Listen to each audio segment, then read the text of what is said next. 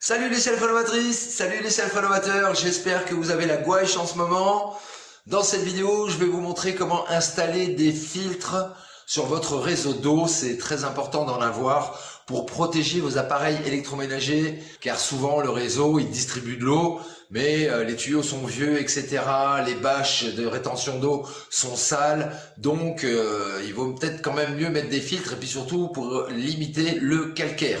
Je vais te montrer le principe, mais je vais te déconseiller la marque que j'utilise. D'ailleurs, je vais vous la mettre en description, car c'est de la caille. Par chez nous, quand on dit c'est de la caille, c'est pour pas dire que c'est de la merde. Voilà, mais c'en est. Voilà les petits chéris. Comme d'habitude, pensez à la récup, c'est hyper important. Soyez inventifs, créatifs et ingénieux. Surtout, restez-le et prenez bien votre temps pour regarder cette vidéo jusqu'au bout, prendre toutes les petites infos qui vous intéressent. Des bons bisous à vous et puis bonne vidéo. Donc tu vois, nous, l'eau, elle arrive dans le bâtiment par ici. Par en bas là, et elle remonte dans le tuyau, et hop, elle vient rentrer après ici, directement dans la maison. Alors déjà, premier truc, ce qu'il faut faire, c'est purger tout votre système. Donc il faut aller couper l'eau directement à l'arrivée à l'extérieur, ou à l'entrée de la maison, peu importe, en général c'est dehors maintenant. Donc couper l'arrivée principale, ensuite purger tous vos robinets. Alors, commencez à faire ça dès le matin tôt, parce que si vous manque des pièces, des raccords, des machins, des trucs, et comme ça vous êtes tranquille, vous pouvez aller au magasin. Nous on fait avec la récup, donc on a avant vérifié qu'on avait tout ce qu'il nous fallait. Donc on vient de finir de dévisser la bague ici. Et puis maintenant ce qu'on va faire, on va couper ce tuyau. Je viens de virer mon tuyau. Premier truc qu'on va faire déjà, il faut savoir ce qu'on veut mettre et ce qu'on va mettre. Nous, on veut mettre ceci. Donc, on va mettre des filtres. Donc, on arrive ici. Et en fait, moi, là, j'ai coupé. Ce que je vais faire, je vais utiliser ceci. Alors, je viens de le fabriquer. C'est la même chose que ce qu'il y avait là. Voilà, tu vois, c'est exactement la même chose. Sauf que après, ils avaient mis ça dans un plus gros tuyau. Moi, comme je repars sur du 20 en PER, donc ici, comment c'est fait cette chose-là? Tu as une bague de serrage, un anneau qui va se fixer sur le tuyau, ensuite une bague en laiton de pression, et à l'intérieur, il y a un joint torique, voilà, qui est rond. Donc on laisse le joint torique à l'intérieur, voilà, on le pose bien sur les bords. Ensuite, on pose la bague de pression. Ça, on le laisse à côté. Et ensuite, ici, on va venir poser l'anneau de serrage sur le tuyau. Voilà, hop. Et ensuite, il faut mettre la bague de serrage aussi par-dessus. Là, voilà. Et la bague de serrage, on la met juste au bord, comme ça. Voilà. Et ensuite, on va venir, donc, on n'oublie pas l'anneau de serrage, l'anneau de pression et le joint. Et en fait, on va venir serrer ça. Alors, il faut que je rapproche.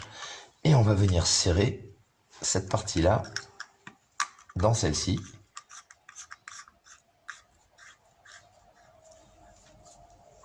Alors là, d'abord, on serre à la main. Et ensuite, on va serrer à la clé.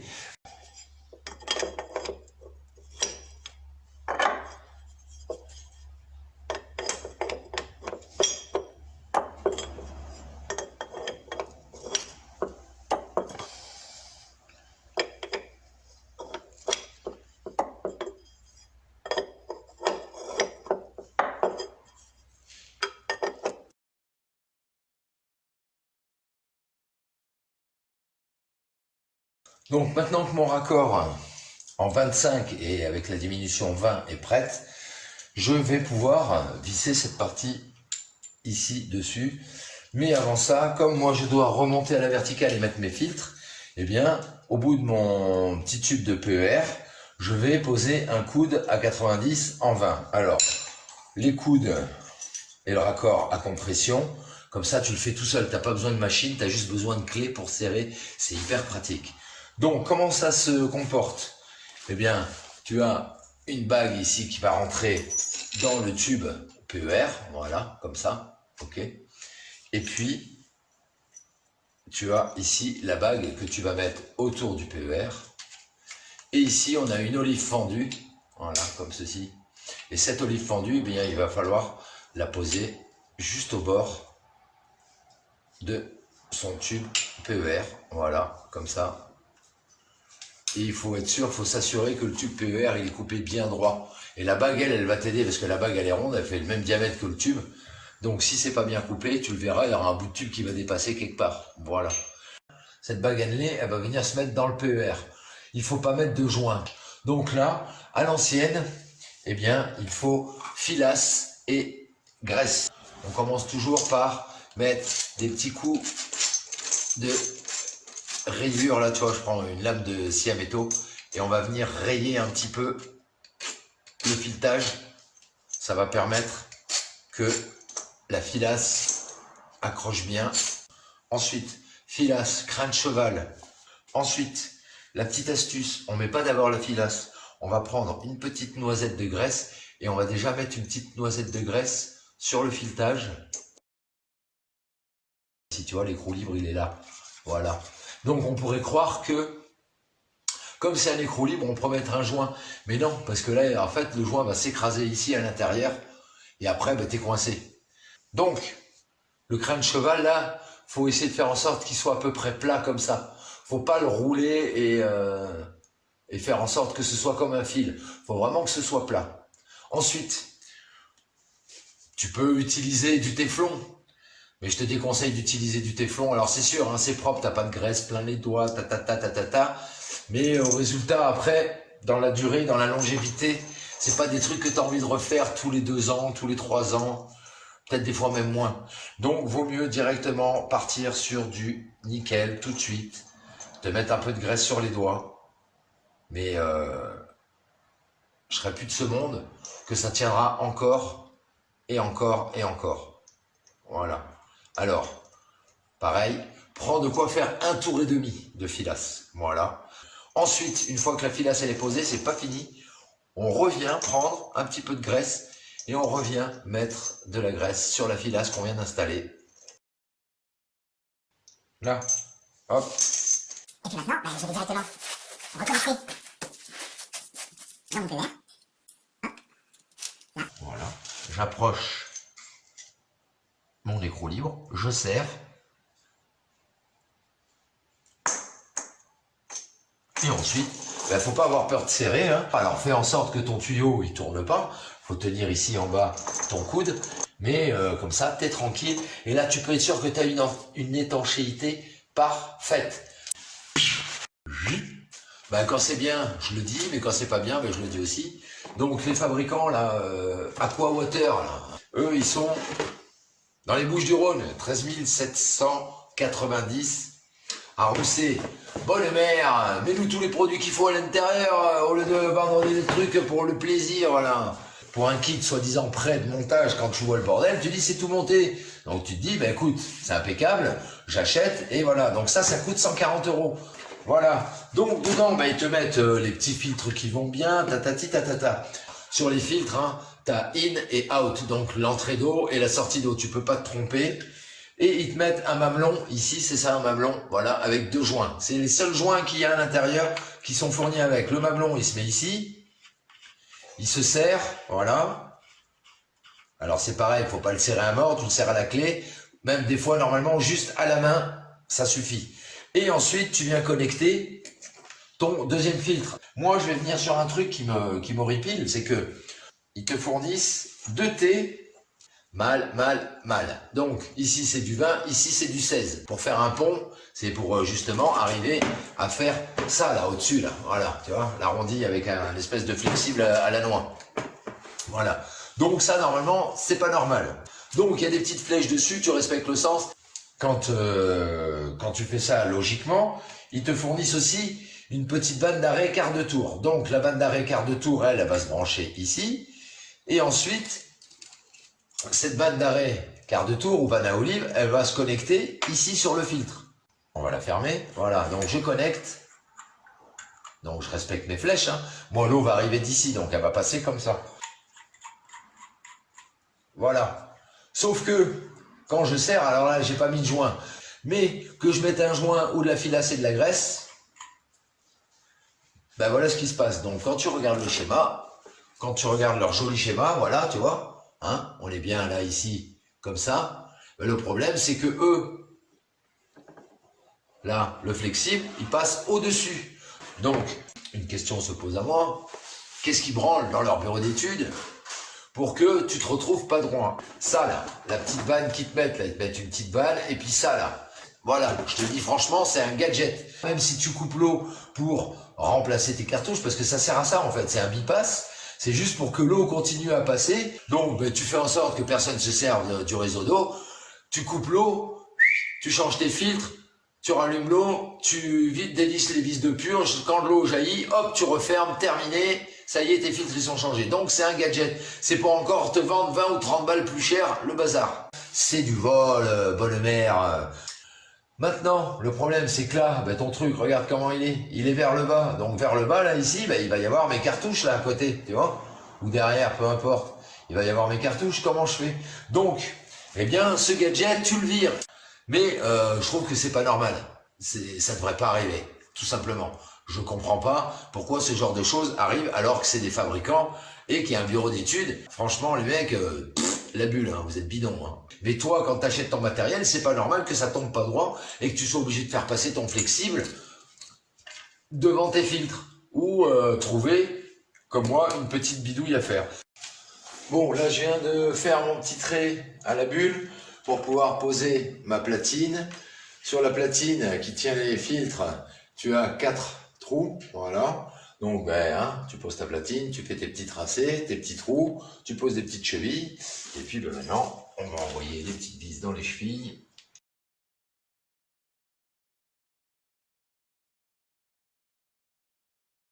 Alors, je ne serre pas tout pour l'instant. Là non plus, ça, je ne l'ai pas serré encore, tu vois. Comme ça va me permettre, voilà, de bien le plaquer au mur. Alors, maintenant, je vais pouvoir serrer. Je vérifie une dernière fois, des fois que je me serais trompé, mais j'ai fait mon calcul avant. Hein. Voilà, et hop, ça va venir ici. Donc, ça reste correct. Voilà, allez. Voilà. Donc, maintenant, je vais redévisser cette partie-là. Donc, in, c'est l'eau qui va arriver de mon réseau. Voilà. Elle va passer dans mon premier filtre. Ensuite, out, elle sort. In, elle re-rentre dans mon deuxième filtre par le mamelon.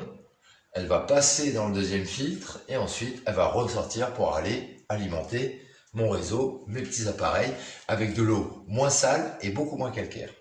Normalement, parce que si c'est de la même qualité que l'usinage des pièces pour visser les trucs entre eux, on est mal barré les amis, je vous le dis. Les deux sont dans le même sens. Alors ça c'est pareil, hein. Dans le colis là, il te file 4 vis pour fixer. Normalement c'est pour fixer ce support là. Je vais te montrer la taille des vis. Voilà, regarde, elles paraissent à peine. Il y en a 4 comme ça. Qu'est-ce que je mets comme cheville avec ça? C'est n'importe quoi. Et en fait, ces vis, je m'en sers moi pour fixer directement. Là tu vois, il y a 1, 2, 3, 4 et là 1, 2, 3 et 4 trous pour justement fixer directement sur la platine. Donc là aussi les mecs, arrêtez de faire les rats là pour gratter à mort, toujours gagner plus de thunes et entuber les gens parce que vous entubez monsieur, madame, tout le monde, moi le premier. Et donc ça commence à me plaire cette affaire là. Donc on vous achète des produits, vous devriez être content déjà quand vous en achetez des produits. Bande de tocs. Bref. Alors bah du coup je vais en mettre 2 sur un et 2 sur l'autre. Puis alors ça aussi ça a été étudié, les mecs, franchement, vous êtes des lourdeaux. Vous êtes des lourdeaux du bricolage. Je fixe et je vous montre après. Ça me fait mal au cœur de voir des charlots pareils. Désolé Chaplin, hein. Tu vaux mieux que ça. Donc voilà, je te montre par-dessus ce que ça donne. Mais regarde-moi cet tocard, c'est tellement bien fait que tu peux ni le guider vers la gauche ni le guider vers la droite. Ça aurait été mieux quand même qu'on puisse le mettre, je sais pas moi, au milieu, là, comme ça on aurait pu mettre 4 vis. Bon, ça a l'air d'être solide. C'est pas non plus un truc qui pèse 30 ou 40 kilos, mais quand même, je veux pas le savoir. Bon, maintenant on installe les filtres. Alors dans le caisson, là, dans la boîte, ils te fournissent une clé pour serrer ton porte-filtre. Donc, on commence par la cartouche imitation, enfin on dirait une bobine de fil, comme ça. Voilà. Donc ça, c'est pour les impuretés. C'est du 20 microns. C'est pas mal. Il y a mieux, mais franchement, c'est pas mal.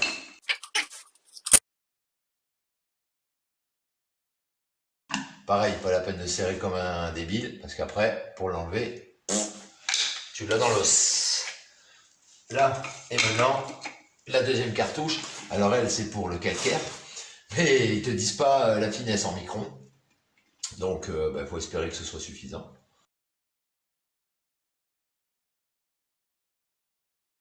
Là, et voilà. Crochet, genre voilà. Comme ça, je sais toujours où est ma clé. Je suis pas enquiquiné. Tu les changes 2 fois dans l'année, ces trucs-là. Mais tu cherches toujours la clé. Donc, laissez-la toujours à côté de l'endroit où sont vos filtres. Donc oui, je viens de te le dire. Ces produits-là, ouais, il faut les changer tous les 6 mois.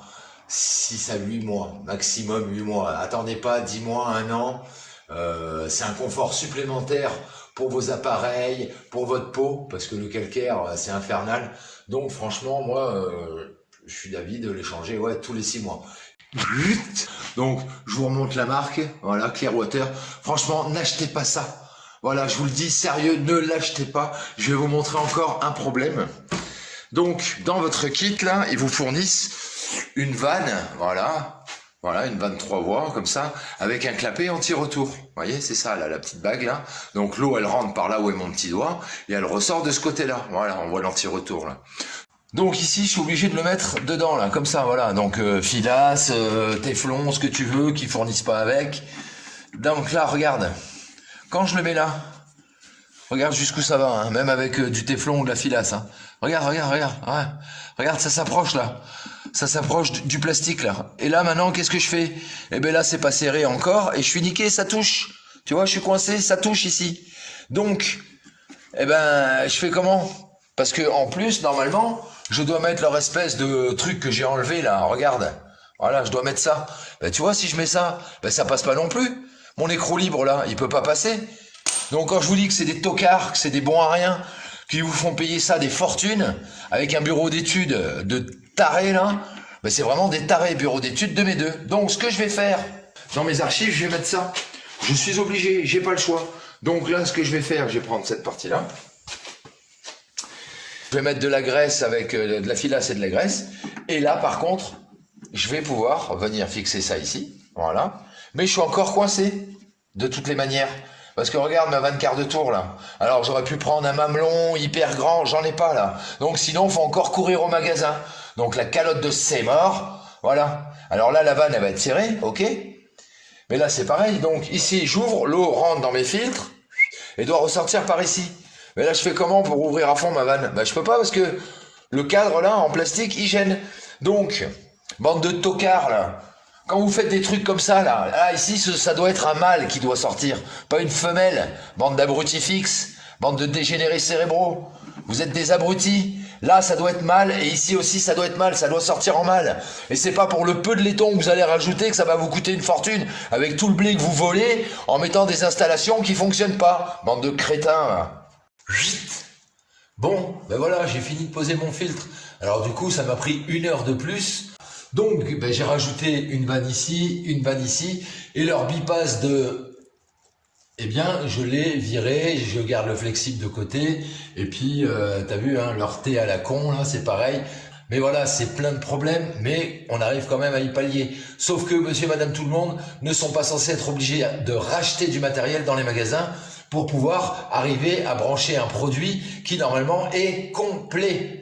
Autre problème, et t'as vu, hein, les vis, donc la platine, mais ça c'est des vis de la maison, hein, en haut ici, parce qu'ils te mettaient que 4 petites vis. Donc voilà ce que ça donne. Ici, j'ai quand même mis de la filasse, tu vois, c'est normal, hein, je travaille à la filasse. Hein. Après, je vais te donner une petite technique.